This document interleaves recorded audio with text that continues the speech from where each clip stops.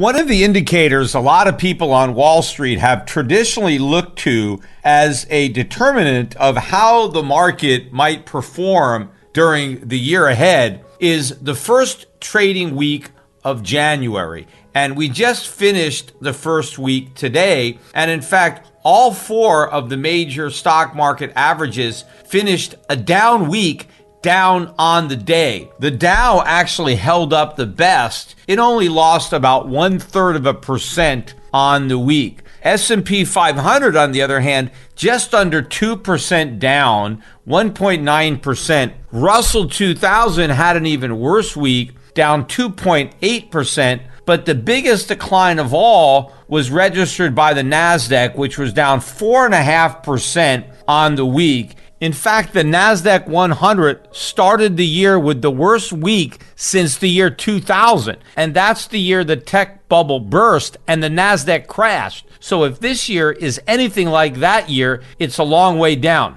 And the NASDAQ was led lower by some of the most high-flying speculative names that were big winners, at least for a portion of 2021. In fact, if you take a look at the Cathie Wood ARK Innovation Fund, and I've talked about that ETF on this podcast in the past, if you look at that as a proxy on some of those high-flying names, the ARK Fund is down 10.75% for the first week of the year. In fact, it's now off 47% from its record high, which it registered way back in February of last year. And of course, many of the stocks in Cathie Wood's portfolio are down way more than 10%. In fact, more than a third of the stocks in the NASDAQ are down more than 50% from their 52-week high. Many of those stocks are in the portfolio of ARK Innovation. Also included in some of the biggest decliners are a lot of the newly minted IPOs and SPACs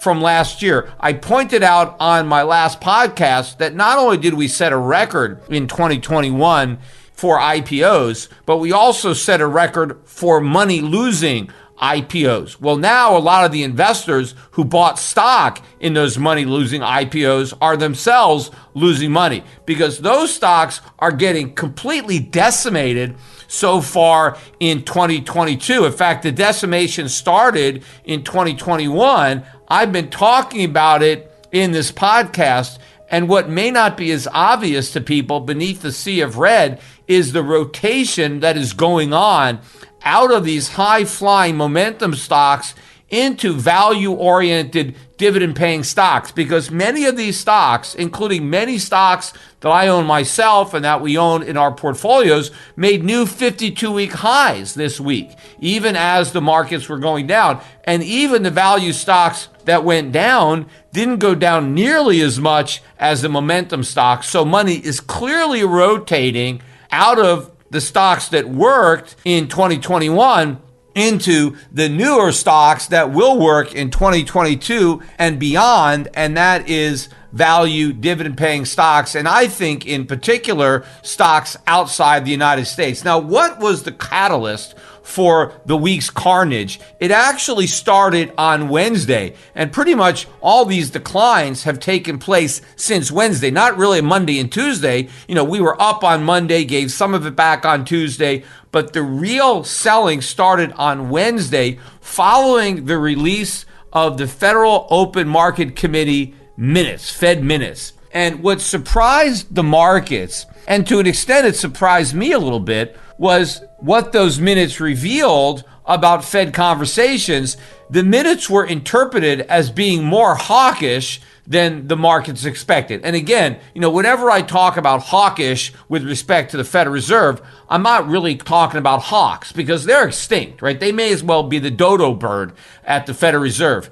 Everybody is a dove. We're just talking about degrees of dovishness. And so the Fed was less dovish than the markets had expected. In fact, the takeaway from these minutes is now the Fed may in fact raise interest rates not 3 times this year, but 4. Now, 4 is not a lock, but the probability of 4 quarter-point rate hikes is higher than it was prior to the release of these minutes, so less dovish, because again, raising interest rates by 1% gradually, or 0.75% over the course of a year against the backdrop of the economic data that we have right now is extremely dovish. You cannot describe those itsy bitsy moves in any way hawkish. But I think what really roiled the markets were the comments regarding quantitative tightening. Remember, quantitative tightening is the opposite of quantitative easing.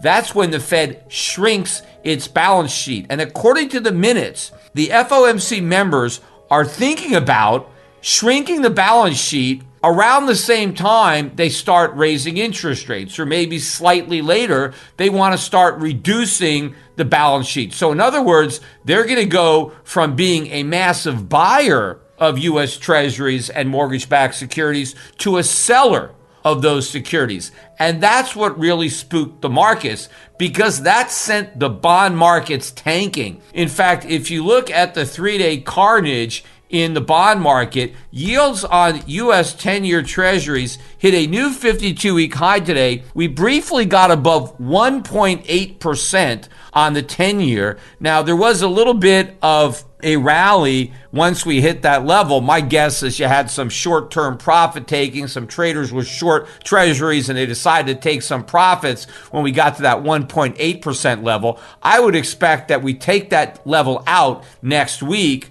Yields on the 30-year, they got as high as 2.15% before backing off to 2.118%. Not quite a new 52-week high, because the yield on the 30-year at one point in the last 52 weeks actually got as high as 2.5%. We will take that out, maybe even as soon as next week at the rate bonds are falling. And of course, the reason that bonds are falling is if the Fed is going to go from a buyer of bonds to a seller of bonds, clearly that is going to put downward pressure on the bond market, because after all, you've got more bonds for sale, and so the price is going to go down. But of course, what the markets really don't comprehend is if the Fed actually follows through with this plan, if they actually start to shrink their balance sheet, bonds aren't going to just fall, they're going to crash. They have a long way to decline, which is why I don't believe the Fed is actually going to do this. I mean, sure, they can talk about it, but doing it is a whole different thing. But the markets still don't understand how bad it would be. Before we continue, help us clicking that YouTube like button and subscribe now to our channel. This shows the algorithm that you valued this information. And it helps us spread that message. Sharing is caring. And now, let's continue. Do you want to know one thing about crypto? I made over 3,000% in profit in a few weeks. Fact is, the traditional financial system, the traditional money system makes you poor, not rich. If you want to earn $500,000, $1 million, you have to wait until you're 50, 60, 70 in the traditional financial system, and you probably will still be broke. And you will be old. This is not a sexy combination, as you can imagine. But the question is, how can you start in crypto and make these profits? Where to invest? Where to start? My name is Gunnar and I'm from Germany, as you can hear, and things are a little bit different in Germany. More about that later on. Fact is, there are lots of different cryptocurrencies. It's a gigantic universe where beginners and professionals get easily lost. But there is light at the end of the tunnel. There are 7 key steps you need to follow to become successful in this market. You have to know them, and if you fail one of them, it's literally impossible to succeed in this market. Just an example, one of the key points is your exchange, and one of the biggest are, for example, Binance and Coinbase. These are trusted and well-established exchanges, but, and this is a big but, you won't find the super profitable coins on those exchanges. The unknown super profitable coins that get gigantic profits are not traded on those kind of exchanges. They are traded on much smaller insider platforms that are barely known. And I can tell you what those super secret exchanges are and why they are so profitable. And another super important thing are the right information sources. The point is, the internet is gigantic. There are hundreds and hundreds of YouTube channels, blogs, pages, and much more. And there are also market makers and influencers. For example, Elon Musk, he is not a crypto guy, but the moment he recommended Dogecoin, it went through the roof, to the moon, so to say. But why did he recommend it? Where did he hear it from? He didn't hear it from newspapers. And believe me, he is listening to someone. But you have to know who, and you have to react before he is reacting. This is really important. And these are only 2 of the 7 steps you have to follow in order to be successful in crypto. And if you want to know all of these steps in much more detail, and if you want to have a comprehensive checklist, here's what you should do. There is a link below this video. Click on this link and you will get the opportunity to subscribe to my channel. Click on the link and you will see a video where I explain the next steps. So see you soon. Click on the link now. I'll see you there.